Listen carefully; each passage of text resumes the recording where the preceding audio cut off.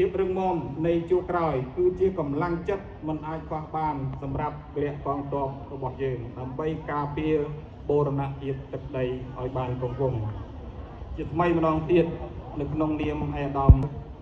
ជូនពរទៅដល់បងអូនស្រីមាសចន្ទតាលីនដែលបានផ្ដួចផ្ដើមឲ្យមានកម្មវិធីនេះឡើងក៏ថ្លែងអំណរគុណដល់ចិត្តករសិល្បករសិស្សនិស្សិតអាជីវករណាងក្រុមអ្នកចូលរួមអញ្ជើញមកខាងមុខវេទិកា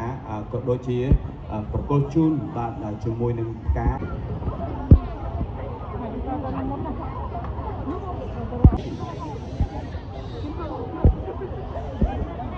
មិនហោះអីព្រៀបសោះ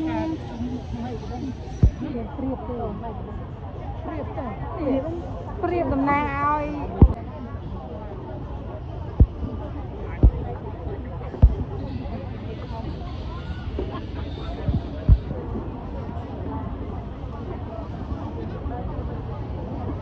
សូមអរគុណសូម